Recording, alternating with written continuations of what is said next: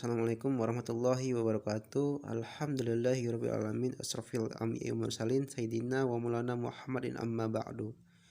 Yang terhormat kepada dosen pengampu kita yakni Ibu Nurwinda MPD, dan yang terhormat kepada teman-teman seperjuangan yang kami banggakan. Baiklah, di sini kami kelompok 10 akan menjelaskan tentang pendekatan dan keterampilan dasar konseling. YIAO 2003 mengemukakan terdapat 3 perangkat keterampilan dasar yang harus dimiliki oleh konselor, yaitu keterampilan antar pribadi. Keterampilan ini adalah keterampilan yang dibutuhkan untuk membangun relasi dengan konflik sehingga konselor dapat terlibat dalam proses konseling keterampilan. Ini merupakan dasar karena relasi yang penuh kepercayaan antar konselor dan konseli akan membentuk penghargaan keterbukaan, pemahaman, dan partisipasi konseling dalam konseling. Lie 2006 mengemukakan bahwa keterampilan antar pribadi berkaitan dengan konselor mendemonstrasikan perilaku, mendengar, berkomunikasi, empati, kehadiran, kesadaran, komunikasi nonverbal, sensitivitas terhadap kualitas suara, responsivitas terhadap ekspresi emosi, pengambil alihan, menstruktur waktu, dan menggunakan bahasa. Jika keterampilan ini diterapkan secara efektif, maka konflik akan mendapat keberanian untuk membicarakan pikiran-pikiran dan masalah-masalah mereka. Baiklah, selanjutnya yaitu keterampilan antar pribadi. Secara umum dapat dikelompokkan dalam 3 jenis keterampilan, yakni keterampilan verbal. Keterampilan ini mengacu pada isi verbal dari proses konseling. Keterampilan verbal mencakup tanggapan-tanggapan verbal, kualitas vokal yang memadai, dan alur verbal. Kemampuan menanggapi mencakup sejumlah keterampilan. Dalam wawancara ada sejumlah keterampilan berbeda yang dapat diringkas sebagai berikut. Paraphrase itu parafrase, refreshing of feeling, pemantulan perasaan, interpretation atau penafsiran, summarization, peringkasan, clarification itu penajaman atau pemperjelas, open and closed question atau pertanyaan tertutup dan terbuka. Keterampilan nonverbal menurut Egan 1986, di antara sikap nonverbal konselor yang dapat meningkatkan hubungan konseling di antaranya menghadapi konseling secara sejajar, memperlihatkan sikap tubuh terbuka, posisi tubuh ke depan, memperlihatkan kontak mata, bersikap rileks. Sedangkan menurut WHO tahun 1993 yakni sebagai berikut: posisi badan ke depan, kontak mata, mendengarkan.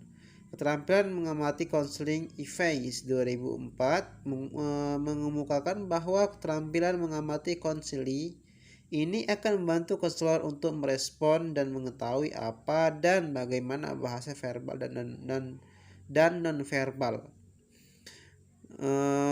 konseling. Selain itu juga mengamati perbedaan multibudaya yang berkaitan dengan ungkapan-ungkapan verbal dan non-verbal konseling.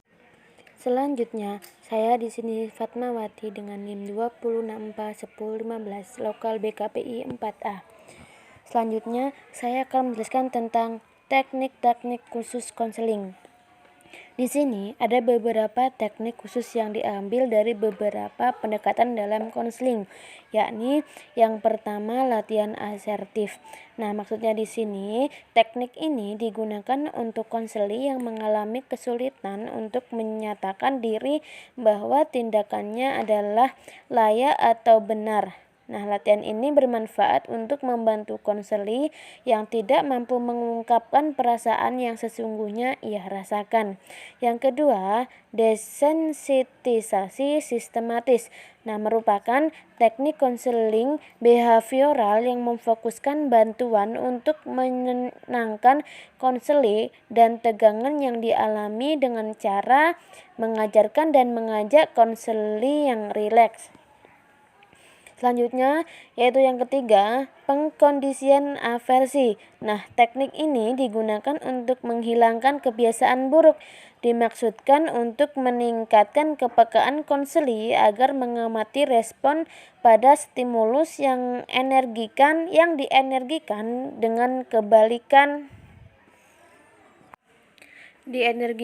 dengan kebalikan stimulus tersebut. Selanjutnya 4, yaitu pembentukan perilaku model. Maksudnya yaitu teknik ini dapat digunakan untuk membentuk perilaku baru pada konflik dan memperkuat perilaku yang sudah terbentuk.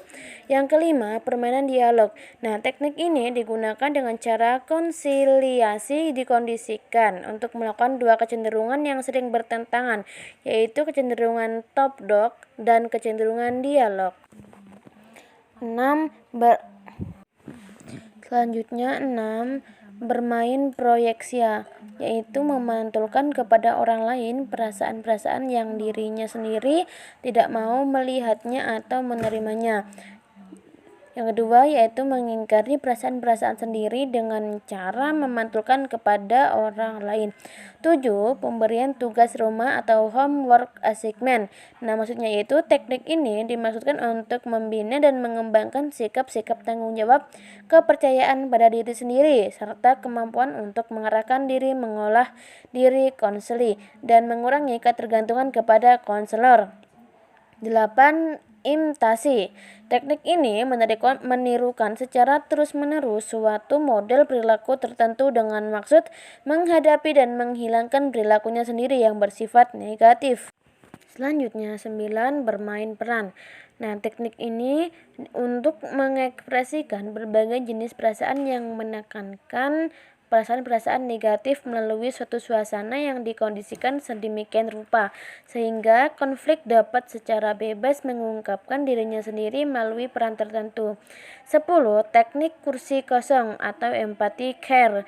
Nah, di sini teknik ini untuk membantu konseli yang mengalami masalah berkenaan dengan hambatannya komunikasi dengan orang lain. Permasalahan yang dimaksudkan adalah ketidakberanian atau ketidaksanggupan konseli untuk berhadapan dengan orang yang dimaksudkan. Sekian dari kami, kurang lebihnya kami mohon maaf. Akhiru kalam. Wassalamualaikum warahmatullahi wabarakatuh.